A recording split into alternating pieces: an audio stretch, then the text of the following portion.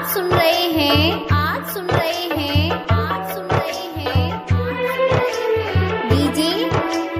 DJ माँ recording studio Dudhahi Kushinagar.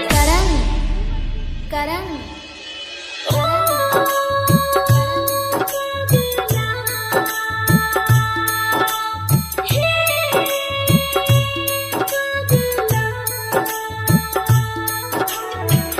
पागल कहता जग सारा रे पगली, ससुरा से आज हो ना दोबारा। पागल कहता जग सारा रे पगली, ससुरा से आज हो ना दोबारा।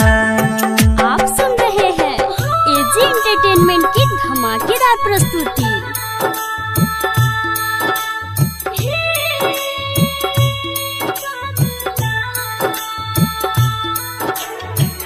तोरा बिना होई ना गुजारा रे पगली, ससुरा से आज हो ना दोबारा।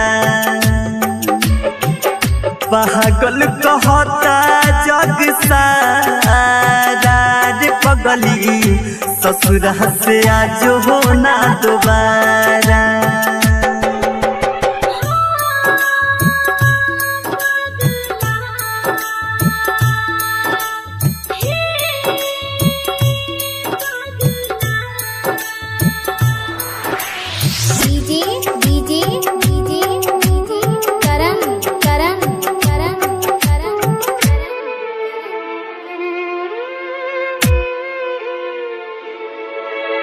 गली से तुहरा गुजरिले तो हमारे लालो गवाहता ना हो।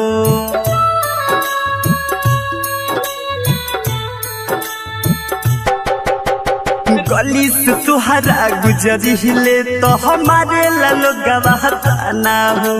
जिंदगी जिए कि अब हमारा ना हम चल बकमन बहाना हो। कहत हम ही वही जाए चल के कहीं दुनिया बसाई। केहू न बायब सहारा रे पगली, ससुरा से आज हो ना दोबारा। पागल कहता जग सारा रे पगली, ससुरा से आज हो ना दोबारा।